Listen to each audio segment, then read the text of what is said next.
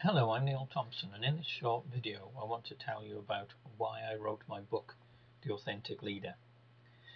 For many years now, a major focus of my work has been on workplace issues, and in particular, workplace well-being. So dealing with issues to do with stress, bullying and harassment, conflict in the workplace, and related matters. Being concerned, for example, about how overloaded practitioners and managers can easily become in today's busy, pressurized workplace. So a lot of my interest has been around trying to make workplaces more humane places for people to work. And that led me into an interest in leadership because I've come to the conclusion that a lot of the problems that are encountered in the workplace come from wider political and sociological pressures. But how those wider political and sociological pressures are handled, how they're managed within the workplace, owes a lot to the quality of leadership. So to try and make sure that workplace well-being is promoted, that people are not allowed to be harmed by the pressures in the workplace, that's where leaders come in. That's where good quality leadership is really important. Now, in the leadership world these days, there is a major interest in the idea of authentic leadership. It's become a real focus of attention. Many books being published on the subject, for example. Well, what's concerned me is that focus on authentic leadership is fundamentally flawed. Not that there's anything wrong with the idea of authentic leadership in itself. If I thought there was, I wouldn't write a book on that subject myself.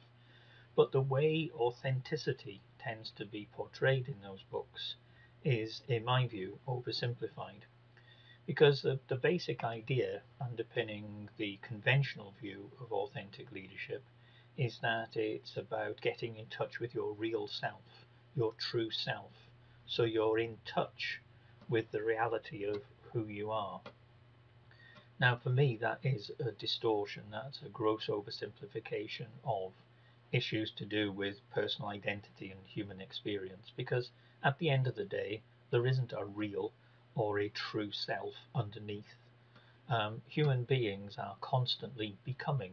That is, where our personalities, our identities are fluid, and they're not just existing in a vacuum, they're part of wider social relationships.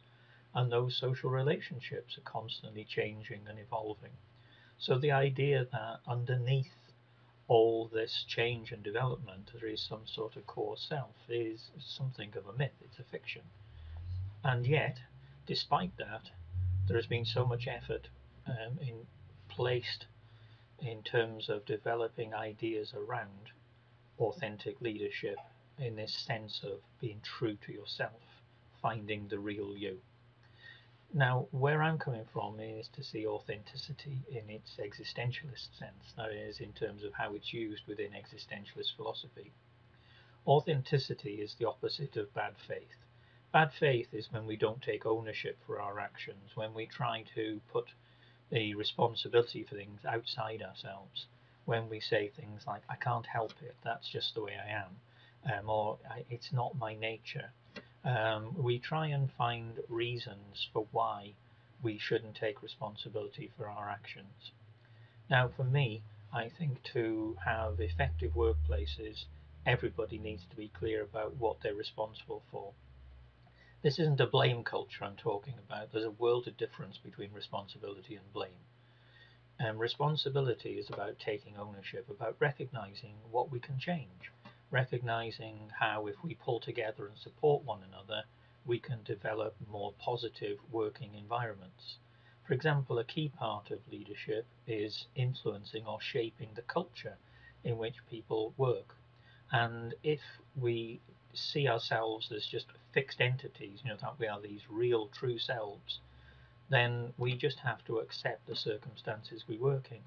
But if we recognize, as existentialism does, that there is constant change, constant evolution, and we're part of that, then individually and collectively we can look at how we can change cultures, how we can shape them in a particular direction. Because at the end of the day, cultures don't have a mind of their own, they can't fight back. They are just sets of habits, taken for granted assumptions, unwritten rules. And so they can be, in certain circumstances at least, relatively easy to change if people come together and support one another. And for me, that's what authentic leadership is about, is where the leader is authentic, is true, not in terms of some fictional real self, but in recognizing the complexities of how people interacting together create and shape their reality, create and shape the cultural environment in which they work. And if that cultural environment is not helpful, it's characterized by negativity or low morale, for example, or a high level of anxiety, then an authentic leader can help people to pull together to do something about that. So that's it in a nutshell. That's the idea of authentic leadership. Very different from the conventional idea of authentic leadership, which, as I say, is fundamentally flawed. But the idea that leaders can help people to take responsibility for their circumstances, not to blame them, that's a different kettle of fish altogether, but to recognize that we have the power to change certain things if we choose to. And that's the empowering vision of authentic leadership. Hope this has been useful. Thank you.